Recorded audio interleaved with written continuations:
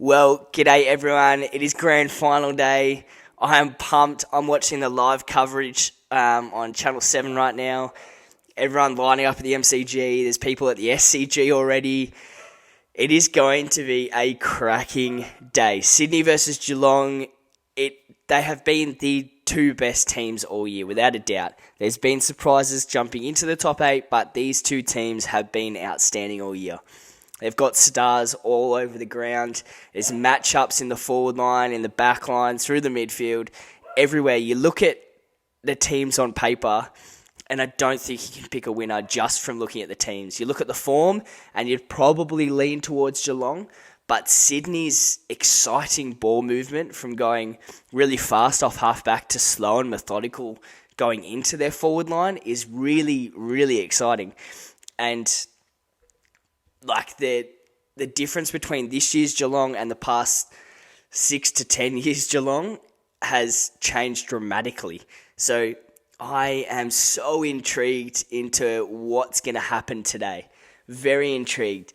So we've got this incredible Geelong team that just hasn't dropped out of the 8 much at all. And they have changed dramatically. They've gone from a really slow ball movement team to fast pace, short bursts, managing their stars so much better. Selwood, Dangerfield, Hawkins getting a little bit more time on the bench. Selwood and Dangerfield starting quarters on the bench so they can actually run out games. And then like Jeremy Cameron has been next level this final series. You look at someone like Sam De Koning, who has just come out of absolutely nowhere and been one of the best fullbacks of the year. And it's exciting. They've got stars all over the place. Max Holmes, I hope he plays because he's an exciting player for them, and I think he helps generate a lot of their ball movement from the wing. Blitzarv's gone to another level again this year. Finally, he gets a call-up in the All-Australian team. Tyson Stengel, what an incredible story he is.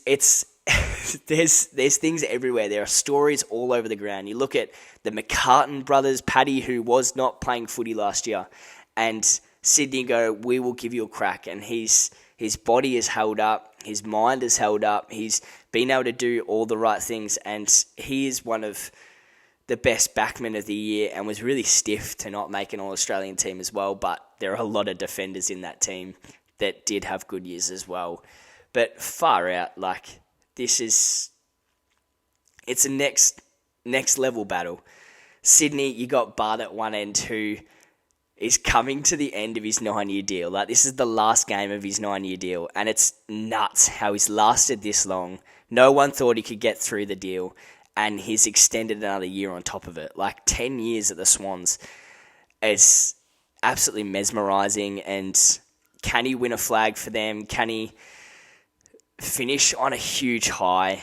And really, I don't know, like, he's already a legend of the game, but I think he just goes to gold legend status. Like, it's almost statue-like status at the SCG. I think he's kicked 1,000 goals this year. Can he cap it off with a flag? And I think if he plays really, really well, he could win a Norm Smith as well. So it's an exciting day. Tom Papley, one of the Energizer bunnies for the Swans. You got Callum Mills, who's been a great story. Everyone, when he first started, thought he was just not going to cut it. He was in and out of the team a little bit, and now he's flying. He's a captain. I think he's going to be captaining the side today, lifting that cup at the end. I think he could also win the Norm Smith if he has a really, really good game. Parker on Dangerfield's going to be an amazing battle. Hickey and Stanley, both very similar type players. It's going to be interesting seeing Hayden McLean come in for his first game since like round 8 or something. Like, it's crazy. Logan McDonald being dropped is the story of the week. Max Holmes, like, that's his hamstring. Will it pop up? Sam Reid, will his injury concerns last, or will he get through the game unscathed? Like, there's question marks everywhere, but I'm hoping that this game caps off an incredible season in a close one. Now, my tip is Sydney. I hate Geelong. I'm a Hawks supporter, so I hate Geelong. But even if I didn't, I would still go Sydney. I think their ball movement, their energy, everything about them is just, it says grand final team. You look all over the ground and you go, these guys are amazing. They're amazing. And they've gone through everything. Like, they've had some trials all over the field. They've had different bits and pieces going on around the club. So it's an incredible time to be a Swan supporter. But also Geelong's difference from the past 6 years to now is massive. They went from slow, really boring football to a team that is moving quickly and able to put pace on the game at different times and managing their stars so much better. It's an exciting time to be a Geelong supporter as well. And you put both teams on paper right now. You look at them, you don't look at form, you don't look at anything. You look both teams on paper and you go, it could go either way. But I think Sydney win it. Just their excitement and the energy they get from goals is incredible. And even just small little plays. When Paddy McCartan does something small, everyone gets around him and they love him. It's going to be a massive game. I'm going to tell you that. It's going to be a massive game. And I am pumped for what is to come.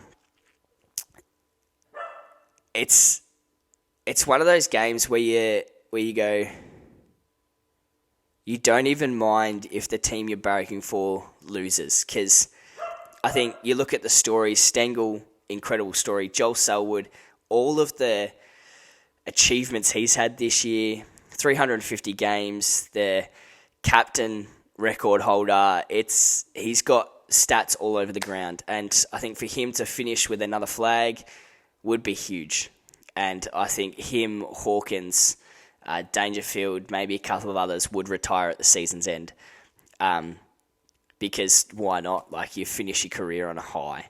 The Swans, could Buddy get a Norm Smith in his final game of the 9-year contract?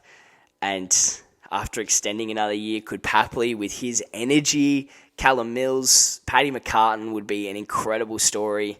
There's things all over the ground, and I'm really, really excited. I think Sydney win just purely because of their ball movement. They've been able to cut teams apart with their field kicking, and they're able to move it really quickly out of the defensive 50, go off half-back, change directions, and then hit up their targets inside forward 50. And I think that was smart, bringing Hayden McLean in instead of Logan McDonald, because if they are forced to kick it high, you got Hickey, Franklin, Reid, Hayden McLean, all can crash packs.